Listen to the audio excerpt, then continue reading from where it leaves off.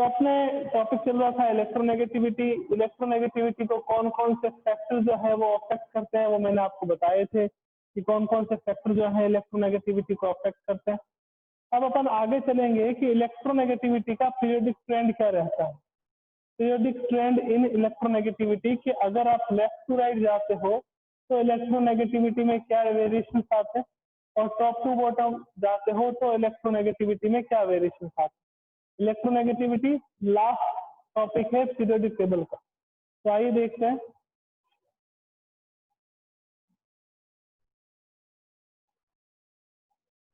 Periodic trend इन ईएन, electronegativity में periodic trend क्या रहता है। तो सबसे पहले बात करते हैं अपन इन पीरियड।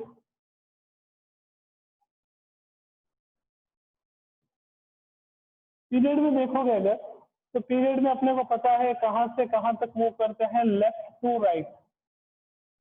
पीरियड में आप मूव करते हो लेफ्ट टू राइट। अपने को एक बात पता है फैक्टर ऑफ अफेक्टिंग में अपन ने सीखी थी कि जैसे जैसे एटॉमिक साइज जो है वो डिक्रीज होगा इलेक्ट्रोनेगेटिविटी क्या होगी, इंक्रीज होगी। तो अगर आप लेफ्ट टू राइट जाते हो तो लेफ्ट टू राइट जाने पे होता क्या है कि when we move left to right atomic size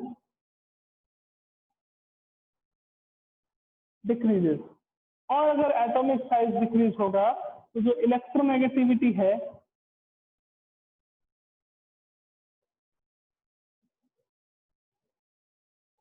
वो क्या होगी, इंक्रीज। तो on moving left to right atomic size decreases, due to this reason electronegativity increases. आगे बात करते हैं नेक्स्ट अपन किसमें, ग्रुप में।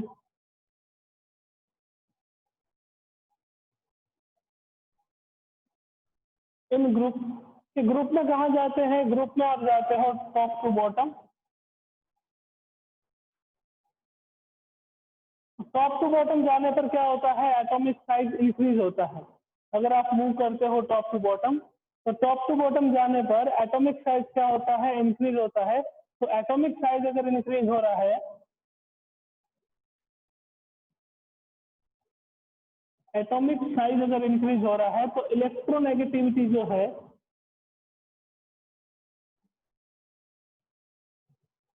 वो क्या हो जाएगी, डिक्रीज हो जाएगी।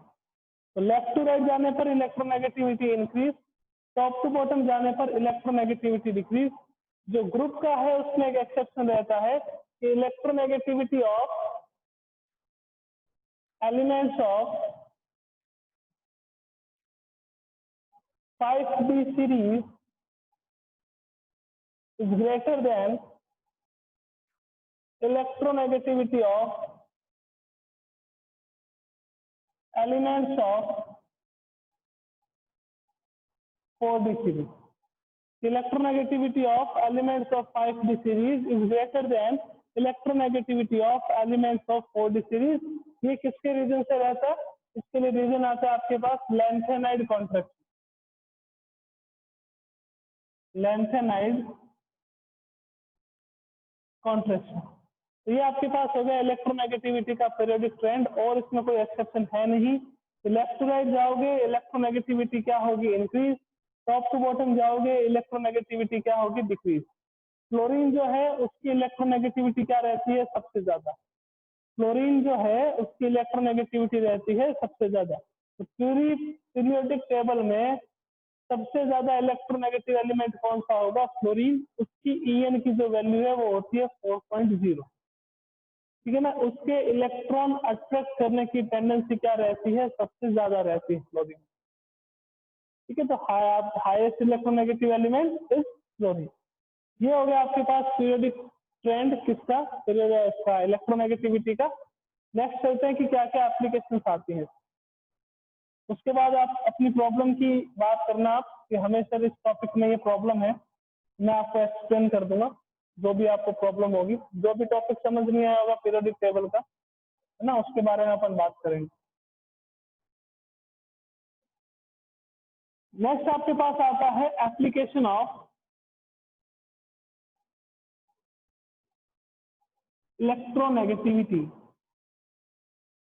कि कौन कौन सी एप्लीकेशन आती है इलेक्ट्रोनेगेटिविटी की। तो इसमें सबसे पहले जो बात करेंगे अपन, वो बात करेंगे metallic and non metallic characteristic. Metallic and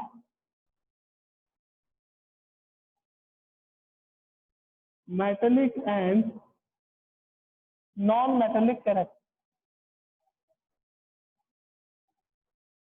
non metallic character के बारे में, metallic and non metallic character के बारे में। मेटल्स अपने को पता है क्या होती है, जो इलेक्ट्रॉन डोनेट करती है। नॉन मेटल्स क्या होती है, जो इलेक्ट्रॉन गेन करती है।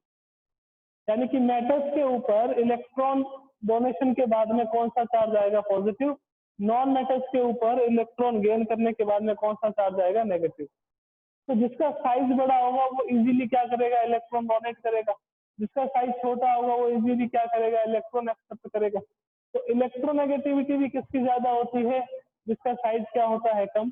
तो अपन यूँ लिख सकते हैं कि electronegativity is directly proportional to the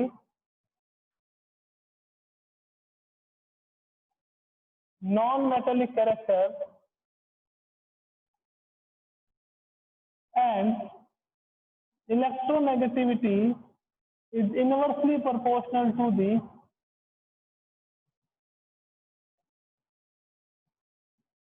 metallic character। Metallic character के तो क्या रहती है, इनवर्सली प्रोपोर्शन, और नॉन मेटेलिक कैरेक्टर के क्या रहती है, डायरेक्टली प्रोपोर्शन।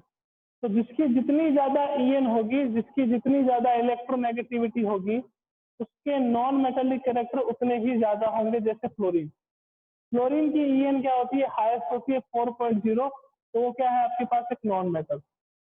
मैं बात करूँ सीजियम की, सीजियम की ईएन होती है 0.7, यानी कि इसमें मेटेलिक कैरेक्टर क्या है, सबसे ज्यादा। क्लोरीन की बात करी 4.0, क्लोरीन की बात करी 3.0, ऑक्सीजन की बात करी 3.5। तो ईएन इनकी क्या है, ज्यादा। तो जितनी ज्यादा ईएन होती है, मेटेलिक कैरेक्टर उतने ही क्या होंगे, कम, और नॉन मेटेलिक कैरेक्टर उतने ही क्या होंगे, ज्यादा होंगे। तो इसकी फर्स्ट एप्लीकेशन थी metallic and non metallic character के बाद। नेक्स्ट देखते हैं सेकंड।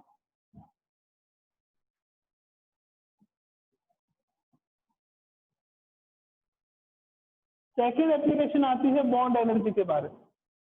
तो सर बॉन्ड एनर्जी क्या होती है?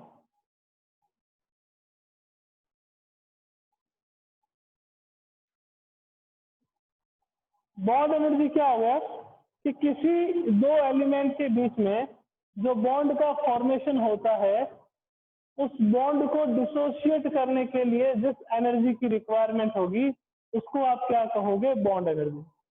जैसे हाइड्रोजन और क्लोरीन, इस बॉन्ड को डिसोशिएट करने के लिए आपको कितने अमाउंट ऑफ एनर्जी की रिक्वायरमेंट होगी, उसको आप क्या कह दोगे, बॉन्ड एनर्जी। कि HF है, HBr है, HCl है, HI है, आपको क्या करना है कि इन बॉन्ड को ब्रेक करना है, बॉन्ड को डिसोशिएट करना है। तो जितनी अमाउंट ऑफ एनर्जी की रिक्वायरमेंट होती है, उसको आप क्या कहते हो, बॉन्ड एनर्जी कहते हैं। तो बात करें बॉन्ड एनर्जी कैसे ईएन पे डिपेंड करती है, तो देखिएगा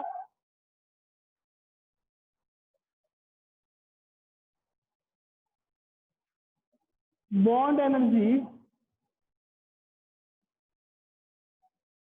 directly proportional to the delta EN, directly proportional to the delta EN. इसे डेल्टा ईएन का मीनिंग क्या हो गया, डेल्टा ईएन का मीनिंग ये हो गया कि इलेक्ट्रोनेगेटिविटी का डिफरेंस। जितना ज्यादा इलेक्ट्रोनेगेटिविटी का डिफरेंस होगा, बॉन्ड एनर्जी की रिक्वायरमेंट या बॉन्ड एनर्जी की वैल्यू उतनी ही ज्यादा होगी। कि सर एग्जाम्पल से बता दीजिए कैसे, तो आइए देखते हैं। हर एक बात का प्रूफ अपने पास एग्जाम्पल है। जैसे ये आगे HF, एक आगे आपके पास HCl, एक आगे आपके पास HBr, और एक आपके पास क्या आ गया, SF। HF आ गया, HCl आ गया, HBr आ गया, SI आ गया। तो सर क्या करेंगे, मैंने कहा कि इसकी ईएन 4.0 होती है, इसकी 2.1 होती है, इसकी ईएन 3.0 होती है, इसकी 2.1 होती है। ब्रोमीन की ईएन 2.8 होती है, इसकी कितनी होती है, 2.1। इसकी 2.7 होती है, इसकी कितनी होती है, 2.1। मैंने कहा डेल्टा ईएन कैलकुलेट करो, तो आपने कहा कि सर डेल्टा ईएन क्या हो जाएगा, कि delta EN equals to 4 - 2.1 equals to 1.9। तो सर इसकी डेल्टा ई एन क्या होगी, तो इसकी डेल्टा ई एन देखोगे तो delta E N equal to 3.0 minus 2.1, कितना रह जाएगा आपके पास 0.9। Delta E N H B R की देखोगे तो उसमें क्या आ जाएगा 2.8 माइनस 2.1 यानी कि 0.7। डेल्टा ई एन अगर बात करें 2.7 माइनस आपके पास 2.1 तो कितना रह जाएगा 0.6।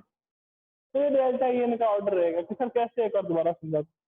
ये आपके पास एच एफ है, सबसे पहला कंपाउंड। एच एफ में फ्लोरीन की जो इलेक्ट्रोनेगेटिविटी है वो होती है 4, हाइड्रोजन की कितनी होती है 2.1। तो डेल्टा ई एन क्या होगा, E2 माइनस E1 को आप क्या कहोगे डेल्टा ई एन, फ्लोरीन की इलेक्ट्रोनेगेटिविटी माइनस आप क्या कर दोगे हाइड्रोजन की इलेक्ट्रोनेगेटिविटी। तो 4 माइनस 2.1 करोगे तो आपके पास क्या आ जाएगा 1.9 आ जाएगा। फिर बात करेंगे किसके बारे में, HCl के बारे में। तो Cl की इलेक्ट्रोनेगेटिविटी होती है 3.0, हाइड्रोजन की कितनी होती है 2.1, तो फिर आपके पास कितना आ गया 0.9। HBr ब्रोमीन की होती है 2.8, हाइड्रोजन की होती है 2.1, तो कितना आ गया आपके पास 0.7। हाइड्रोजन की होती है 2.1, आयोडीन की होती है 2.7, तो इससे आप क्या कर लोगे 0.6 आपके पास किसकी आ जाएगी delta E N H I की आ जाएगी। तो जितनी ज्यादा डेल्टा ई एन की वैल्यू होती है, इलेक्ट्रोनेगेटिविटी के डिफरेंस की वैल्यू होती है, उतनी ही ज्यादा आपके पास बॉन्ड एनर्जी होती है। तो sir order of bond energy क्या हो जाएगा, तो ऑर्डर ऑफ बॉन्ड एनर्जी देखें, order of bond energy equals to क्या होगा, एच एफ की सबसे ज्यादा, फिर किसकी HCl की, फिर किसकी HBr की, और फिर किसकी आ जाएगी आपके पास HI। यानी कि HF में हाइड्रोजन और फ्लोरीन के बॉन्ड को डिसोशिएट करने के लिए आपको सबसे ज्यादा अमाउंट ऑफ एनर्जी की क्या होगी रिक्वायरमेंट होगी। तो सेकंड एप्लीकेशन थी बॉन्ड एनर्जी। बॉन्ड एनर्जी रहती है डायरेक्टली प्रोपोर्शनल किसके, डेल्टा ई एन के, यानी कि इलेक्ट्रोनेगेटिविटी डिफरेंस। यानी कि दो एलिमेंट एक दूसरे से बॉन्ड बना के जुड़े हुए हैं तो उनकी इलेक्ट्रोनेगेटिविटी का जो डिफरेंस आएगा उसके डायरेक्टली प्रोपोर्शन होती है बॉन्ड एनर्जी। तो ये आपके पास थी सेकंड एप्लीकेशन। थर्ड पे बात करते हैं अपन।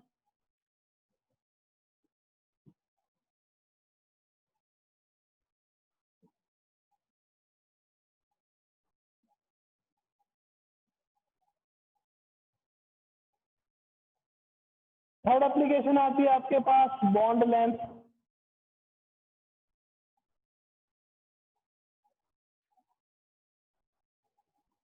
थर्ड एप्लीकेशन क्या आती है, बॉन्ड लेंथ। तो सर ये क्या होती है बॉन्ड लेंथ। बॉन्ड लेंथ आपके पास क्या होगा, दो एटम्स के बीच में जो बॉन्ड बन रहा है ना, उसकी जो लेंथ होगी उसको आप क्या कह दोगे बॉन्ड लेंथ। अब सर बॉन्ड लेंथ कैसे डिपेंड करती है, तो देखिएगा बॉन्ड लेंथ जो है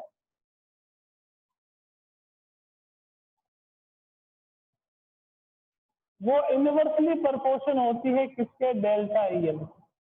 अब ये मैं बॉन्ड लेंथ बता रहा हूँ, बॉन्ड एनर्जी मैंने बताई, एक बॉन्ड ऑर्डर और आता है। बॉन्ड लेंथ मैंने आपको बताया, बॉन्ड एनर्जी बताया, एक आपके पास बॉन्ड ऑर्डर और आता है। तो ये सब चीजें वापस अपने पास फोर्थ चैप्टर में आएगी कि बॉन्ड ऑर्डर कैसे कैलकुलेट करते हैं, बॉन्ड लेंथ कैसे देखते हैं, बॉन्ड एनर्जी कैसे देखते हैं। तो यहाँ अपन एप्लीकेशन में इतना ही देखेंगे कि बॉन्ड लेंथ जो है वो इनवर्सली प्रोपोर्शन होती है डेल्टा ई एन के। यानी कि फ्लोरीन का न्यूक्लियस है ना, हाइड्रोजन के इलेक्ट्रॉन के साथ या हाइड्रोजन का इलेक्ट्रॉन फ्लोरीन के न्यूक्लियस के साथ कितनी डिस्टेंस पर है, इन दोनों के बीच में डिस्टेंस कितनी ज्यादा है, उसको आप क्या कहोगे बॉन्ड लेंथ। तो बॉन्ड लेंथ जो है वो इनवर्सली प्रोपोर्शन है डेल्टा ई एन के। मैंने अभी आपको एक एग्जांपल बताया था कि अपन बात कर रहे थे किसकी, एच एफ की, HBr की, सॉरी HCl की, HBr की और HI की, अपन इनकी बात कर रहे थे कि HF, HCl, HBr, HI। मैंने कहा मैं टॉप टू बॉटम अगर जाऊंगा तो टॉप टू बॉटम जाने पर जो डेल्टा ई एन है, जो डेल्टा ई एन है वो क्या होता है डिक्रीज। डेल्टा ई एन क्या होता है डिक्रीज। तो होगा क्या क्या देखिएगा, डेल्टा ई एन अगर डिक्रीज होगा तो जो बॉन्ड एनर्जी है जो अपन ने पीछे करी थी वो तो होगी डिक्रीज, पर जो बॉन्ड लेंथ है, जो बॉन्ड लेंथ है वो क्या हो जाएगी इंक्रीज। तो टॉप टू बॉटम गए, टॉप टू बॉटम जाने पर जो डेल्टा ईएन है वो तो क्या हो जाती है कम। डेल्टा ईएन कम हो जाती है मतलब बॉन्ड एनर्जी है वो क्या हो जाती है कम। बॉन्ड एनर्जी कम हो जाती है बट जो बॉन्ड लेंथ है वो क्या हो जाती है आपके पास इंक्रीज हो जाती है। टॉप टू बॉटम जाने पर ध्यान रखिएगा, bond length increase, bond energy decrease और डेल्टा ईएन डिक्रीज। तो सर अगर बॉन्ड लेंथ डिक्रीज होगा तो क्या होगा, बॉन्ड लेंथ डिक्रीज होगा तो इनके जो H प्लस आयन लूज करने की टेंडेंसी है वो भी क्या हो जाएगी increase. H plus ion lose करने की टेंडेंसी भी क्या हो जाएगी इंक्रीज। मीन्स अगर मैं एसिडिक स्ट्रेंथ का ऑर्डर निकालूं तो ऐसा ही क्या होगा सबसे ज्यादा एसिडिक होगा, ऐसा ही क्या रहेगा सबसे ज्यादा एसिडिक होगा। एसिड क्या होता है, that species which can donate H plus ion, जो H प्लस आयन देती है उसको आप क्या कहते हो एसिड कहते हैं। अब इसमें से जो H प्लस आयन इजीली देगा वो क्या होगा एसिडिक, और जो नहीं देगा वो सबसे कम एसिडिक। तो इन दोनों के बीच में ईएन का डिफरेंस सबसे कम, सबसे कम तो बॉन्ड लेंथ क्या हो जाएगी सबसे ज्यादा। बॉन्ड लेंथ अगर ज्यादा हो जाएगी तो उसकी एसिडिटी, एसिडिक नेचर में उसके क्या हो जाएंगे ज्यादा हो जाएंगे। तो ये थर्ड एप्लीकेशन थी bond length. Bond length inversely proportion होती है किसके, डेल्टा ईएन के। अगर डेल्टा ईएन इंक्रीज करोगे तो बॉन्ड लेंथ क्या हो जाएगी डिक्रीज हो जाएगी। नेक्स्ट फोर्थ एप्लीकेशन पे चलते हैं। ये इंपॉर्टेंट है, थोड़ा ध्यान रखिएगा। नेचर ऑफ कंपाउंड,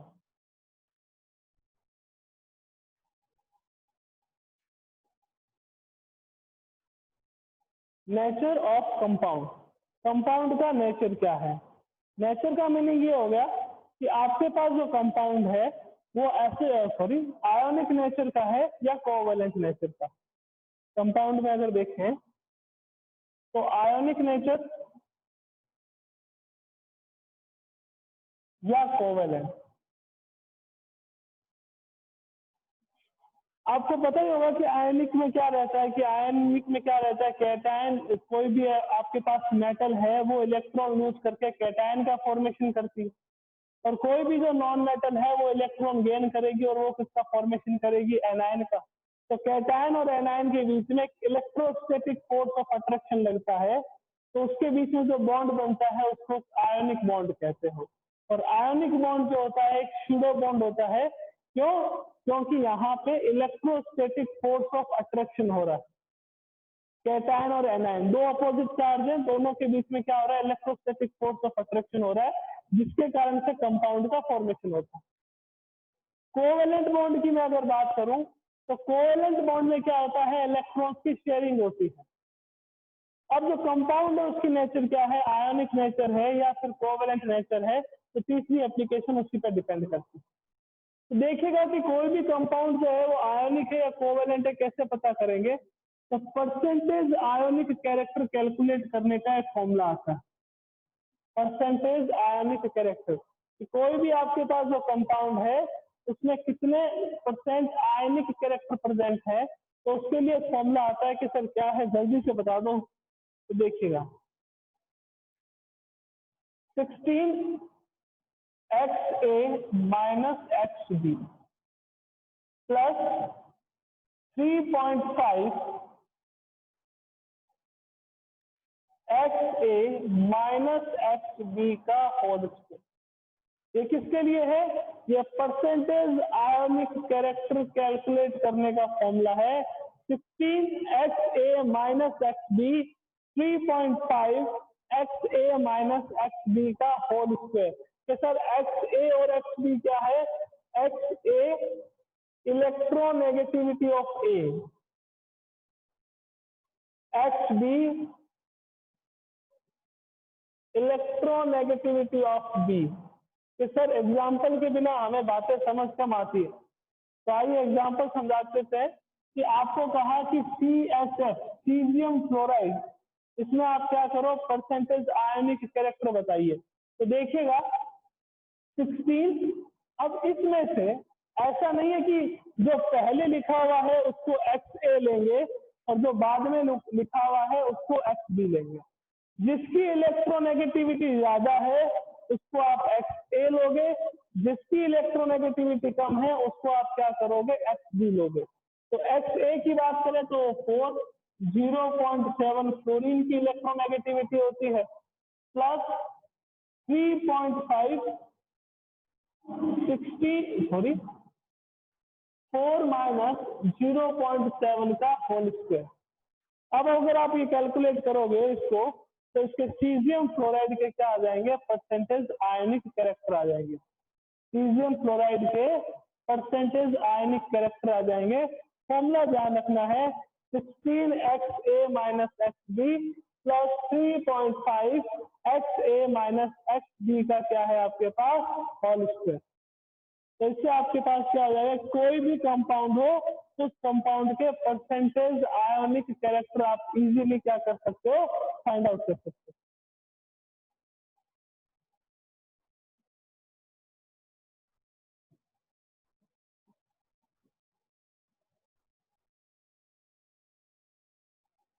एक चीज और ध्यान रखना कि जैसे दो एलिमेंट है XA और XB,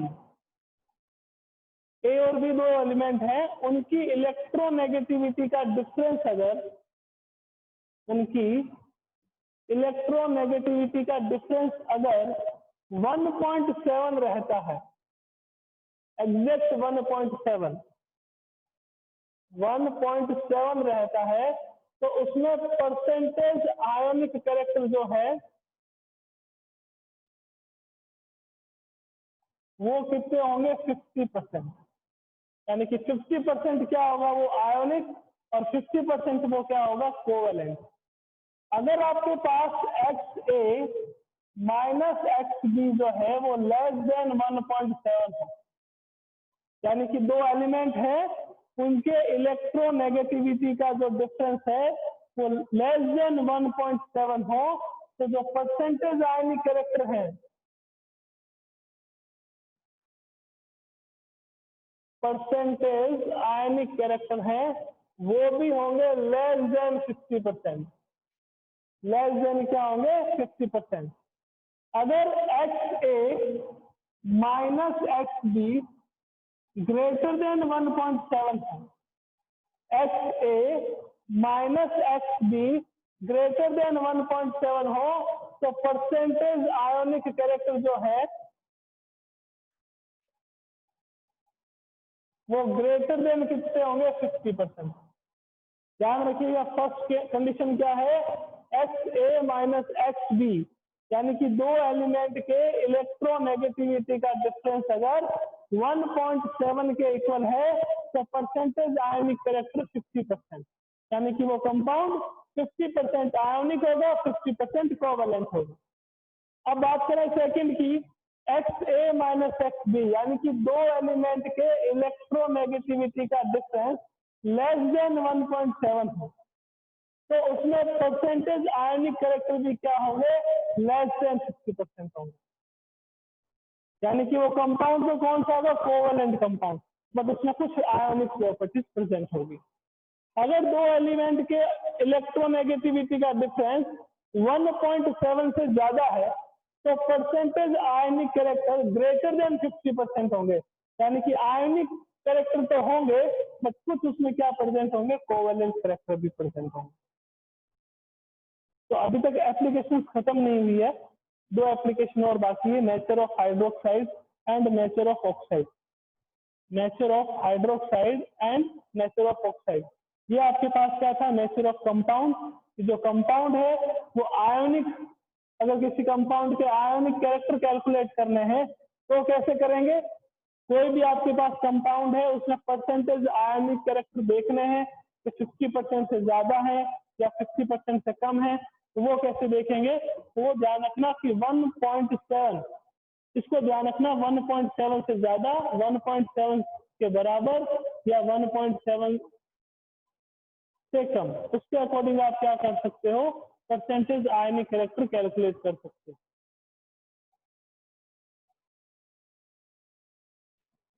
दो एप्लीकेशन और रही है, एक तो आपके पास आती है नेचर ऑफ हाइड्रोक्साइड और एक आपके पास क्या आती है, नेचर ऑफ ऑक्साइड। ठीक है, तो अपन नेक्स्ट क्लास में देखेंगे नेचर ऑफ हाइड्रोक्साइड और नेचर ऑफ ऑक्साइड।